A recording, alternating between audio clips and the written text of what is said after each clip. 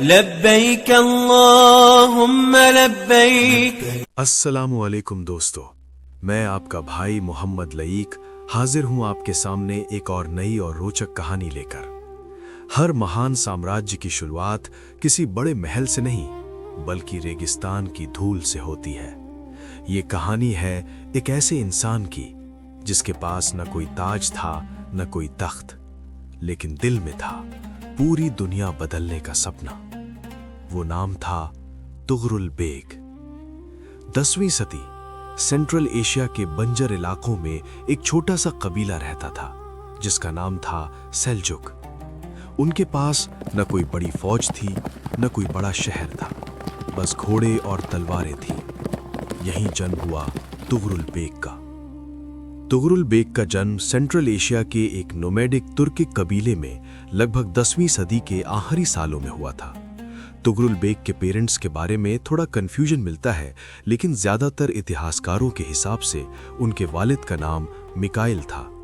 ये सेल्जुक के बेटे थे, यानी तुगरुल बेग सेल्जुक के पोते थे। तुगरुल बेग के वालिद मिकाइल की मौत जल्दी हो गई थी, इसलिए उनका पालन पोषण उनके दादा सेल्जुक ने किया था। इनका बचपन आसान नहीं था। हर नया दिन एक जंग जैसा था, लेकिन उसी मुश्किल जिंदगी ने उन्हें बना दिया एक मजबूत लीडर। समय बदला और तुगरुल ने ठान लिया, अब सिर्फ जीना नहीं बल्कि अपनी कौम के लिए एक रियासत बनानी है। सेल्जुक कबीला ओगुज तुर्क्स सेंट्रल एशिया से माइग्रेट होकर खुरासान, आज का ईरान अफगानिस्तान रीजन में आए थे। परेशानी ये थी कि ये इलाका पहले से ही गजनवी सल्तनत के कंट्रोल में था। दोनों एक ही जमीन पर हक जताने लगे, इससे दोनों के बीच संघर्ष शुरू हुआ। शुरुआत में सेल्जुक ने अमन से रहने की कोशिश की और गजनवी हाकिमों से इजाजत भी मांगी थी, लेकिन गजनवी हाकिमों को डर था कि ये नोमैडिक वॉरियर्स बाद में खतरा बन सकते हैं, इसलिए उन्होंने सेल्जुक को सेटल होने से रोका। यहीं से टेंशन बढ़ गई। जब महमूद अफ गजनी की मौत हुई तो गजनवी एम्पायर अंदर से कमजोर होने लगा। इसी मौके को सेल्जुक ने अपॉर्चुनिटी बना लिया। तुगरुल बेग और उनके भाई चागरी बेग सिर्फ सर्वाइवल नहीं चाहते थे, उनका मकसद था अपना खुद का एम्पायर बनाना, और इसके लिए गजनवियों को हराना जरूरी था। 1040 ईस्वी में दंदन कान की जंग में सेल्जुक ने गजनवी आर्मी को बुरी तरह हरा दिया, और इसी जीत के साथ पैदा हुआ एक नया साम्राज्य, सेल्जुक एम्पायर। ये जंग सिर्फ जमीन की नहीं थी, ये जंग थी एक गिरते हुए साम्राज्य और उभरती हुई ताकत के बीच। अब तुगरुल सिर्फ एक योद्धा नहीं थे, वो बन चुके थे एक हाकिम। एक ऐसा हाकिम जो सिर्फ जमीन नहीं बल्कि लोगों के दिल जीतना जानता था। धीरे धीरे उनका असर बढ़ता गया। ईरान, खुरासान सब उनके अधीन आने लगे। लेकिन असली इम्तिहान अभी बाकी था। उस समय पूरी मुस्लिम दुनिया का दिल था बगदाद, जहां रहते थे अब्बासिद खलीफा अल कायम। लेकिन खलीफा कमजोर थे और बगदाद पर बुइद साम्राज्य ने कब्जा कर रखा था। इन्होंने बगदाद पर 10वीं सदी में कंट्रोल कर लिया था। अब्बासिद खलीफा बस नाम के हाकिम रह गए थे। बगदाद में मेजॉरिटी सुन्नी लोग थे, जबकि बुइद्स शिया थे। इससे कई बार दंगे हुए, धार्मिक क्लैशेस हुए। इससे आम लोगों को सबसे ज्यादा परेशानी होती थी। उनके राज में स्टेबिलिटी नहीं थी और लोगों को बार बार परेशानियां झेलनी पड़ती थीं। बुइद साम्राज्य ने बगदाद के लोगों पर बहुत सारे टैक्स लगा रखे थे। इन सब से परेशान होकर खलीफा अल कायम ने विदेशी मदद की गुहार लगाई और पुकार पहुंची तुगरुल बेग तक। अब ये सिर्फ एक जंग नहीं थी, ये था इस्लामी दुनिया को बचाने का मौका। तुगरुल बेग ने बगदाद को एक ही बड़ी जंग में नहीं बल्कि सोच समझकर एक पूरे प्लान से आजाद कराया था। तुगरुल बेग ने जल्दबाजी में हमला नहीं किया। पहले अपनी ताकत खुरासान और ईरान में मजबूत की, फौज को ऑर्गेनाइज किया, पॉलिटिकल सपोर्ट हासिल किया, यानी वो बगदाद जाने से पहले पूरी तरह तैयार थे। 1055 में तुगरुल अपनी सेना लेकर बगदाद की तरफ बढ़े, लेकिन उन्होंने शहर पर सीधे हमला नहीं किया। पहले आसपास के इलाकों पर कंट्रोल किया। इससे बाईद हाकिम बगदाद में ही बंद होकर रह गए। बगदाद पहुंचकर तुगरुल ने पूरी तरह से हमला नहीं किया। इसकी जगह उन्होंने बाईद लीडर अल मलिक अल रहीम को गिरफ्तार कर लिया। उनकी पावर खत्म कर दी। बिना बड़ी जंग के बगदाद आजाद हो गया। शहर को भी कोई नुकसान नहीं हुआ।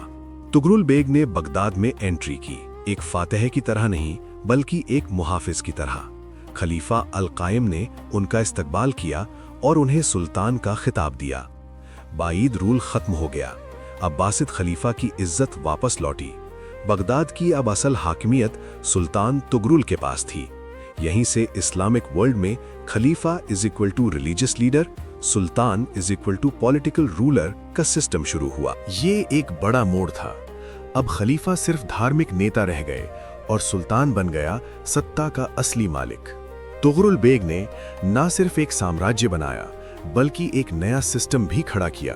तुगरुल बेग ने सेल्जुक एम्पायर को सिर्फ जीत कर नहीं बल्कि सिस्टम, स्ट्रैटेजी और लीडरशिप से मजबूत किया। तुगरुल बेग खुद एक वॉरियर लीडर थे, इसलिए उन्होंने अपनी फौज को अनुशासन सिखाया, घुड़सवार सेना को मजबूत बनाया। उन्होंने धीरे धीरे खुरासान, ईरान और फिर बगदाद तक अपना असर बढ़ाया।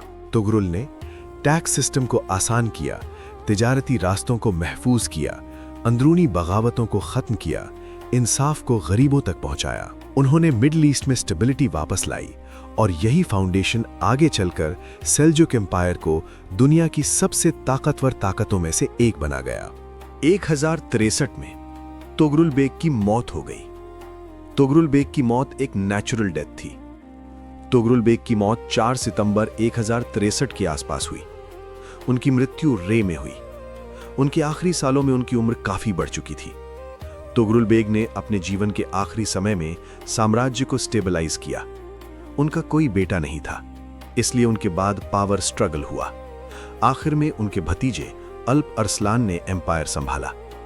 अल्प अरसलान के बारे में आप ज्यादा जानना चाहें तो उनकी एक वीडियो हम पहले ही बना चुके हैं, जिसका लिंक आपको आई बटन और डिस्क्रिप्शन बॉक्स में मिल जाएगा। तुगरुल बेग जिसने एक साम्राज्य खड़ा किया, वो एक जंग में नहीं बल्कि अपने बिस्तर पर शांत तरीके से दुनिया से विदा हुआ। लेकिन उनकी कहानी यहीं खत्म नहीं हुई। उनके बाद आने वाले रूलर्स ने उनके एम्पायर को और भी बड़ा बनाया। तुगरुल बेग हमें सिखाते हैं, बड़ा बनने के लिए बड़ा जन्म नहीं, बड़ा हौसला चाहिए। अगर इरादा मजबूत हो तो एक खाना बदोश भी सुल्तान बन सकता है। अगर आपको ऐसी ही इतिहास की अनसुनी कहानियां पसंद हैं तो चैनल को सब्सक्राइब करना मत भूलिए, क्योंकि अगली कहानी और भी ज्यादा पावरफुल होने वाली है। तो दोस्तों, ये थे तुगरुल बेग, जिन्होंने दुनिया के बड़े साम्राज्यों में से एक सेल्जुक साम्राज्य की बुनियाद रखी। लेकिन आज हम इनके बारे में ज्यादा कुछ जानते ही नहीं हैं। हमें चाहिए कि हम अपने बच्चों को अपने गुजरे हुए इन नायकों की सच्ची कहानियों को सुनाएं और अपनी शानदार तारीख के बारे में बताएं। साथियों, ये काम हमें ही करना होगा। कोई फिल्म, सीरियल या स्कूल इन कामों को नहीं करेगा। तो दोस्तों, इसी तरह की और वीडियो देखने के लिए मेरे चैनल हीरोज ऑफ हिस्ट्री को सब्सक्राइब करें और वीडियो को अपने दोस्तों में शेयर करना ना भूलें। और हाँ, अब YouTube ने हमें थैंक्स और ज्वाइन का बटन भी दे दिया है, तो प्लीज़ इस बटन का इस्तेमाल भी ज़्यादा से ज़्यादा करें, जिससे हम और अच्छी तरह वीडियो बनाने के लायक हो सकें।